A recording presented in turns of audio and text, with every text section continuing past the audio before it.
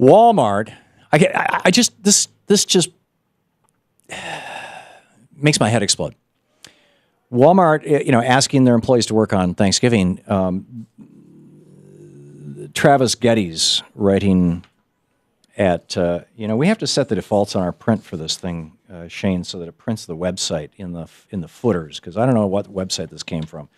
But the author was Travis Getty's, and he says, Walmart is making some of its employees work on Thanksgiving, but the retailer is hoping to make up for intruding on the family holiday by feeding workers a traditional turkey dinner, giving them an extra day's pay, and offering them 25% off on a future shopping trip.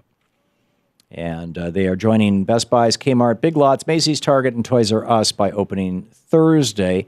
That's Thanksgiving Day. And in a way, I suppose, I'm promoting Walmart by even discussing this. But here's the thing. Remember Scrooge? I almost said, say that what? Oh, it's over at Raw Story. Thank you very much. Remember Charles Dickens, A Christmas Carol? The story of Ebeneezer Scrooge? I always want to say Scrooge McDuck. You can tell what I read when I was a kid. I loved those comics. In any case, Ebeneezer Scrooge was a small business person. He was the middle class of England at the time. He owned a two-employee company, him and Bob Cratchit. And his partner, Mr. Marley, had died. And he was a notorious tightwad. And, paying such a low wage that Bob Cratchit, who worked for him, could barely afford to live. And we know now that Walmart workers can't afford to live, even if they shop at Walmart, by and large. Not all of them, obviously, but many of them.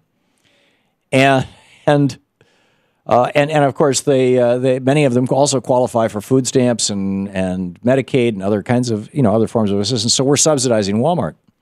Well, nobody was subsidizing Bob Cratchit back in the day. But Scrooge, after, the three ghosts visited him, and, if you haven't read the book, you've seen the movie. After the three ghosts visited him, he had this change of heart, and he decided that he was not going to run Scrooge and Marley and Company as if it was Walmart any longer. He was going to actually do right by his employee. He only had one, but he was going to do right by him. And so at the very end, he sends a Christmas or a Thanksgiving turkey a Christmas turkey to Bob Cratchit and his family in secret. And then he goes and visited his nephew for the holiday. And then the next day, the day after Christmas, which is Boxing Day in the UK, it's a holiday, actually, arguably, he sneaks into work to catch Bob Cratchit. Now, Bob Cratchit doesn't know who sent him the turkey, doesn't know what's going on. So let me just read to you from the end of A Christmas Carol. He was off early to the office the next morning. Oh, was he there early? If he could only be there first and catch Bob Cratchit coming in late. That was the thing he had his heart set upon. And he did it. Yes, he did. The clock struck 9, no Bob. 1:15, no Bob. He was a full 18 minutes and a half behind his time. Scrooge sat with his door wide open that he might see Bob Cratchit come in. His hat was off before he opened the door. His comforter, too. He was on the stool in a jiffy, driving away with his pen as if he were trying to overtake 9 o'clock. "Hello," growled Scrooge. "What do you mean by coming this time of day?" "I'm very sorry, sir," said Bob. "I am behind my time." "You are? Yes, you are. Step this way, if you please." "It's only once a year, sir," pleaded Bob.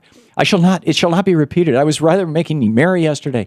"Now, I'll tell you what, my friend," said Scrooge. "I'm not going to stand for this sort of thing any longer, and therefore," he continued, leaping from his stool and giving Bob such a dig in the waist that he staggered back, "therefore, I am about to raise your salary."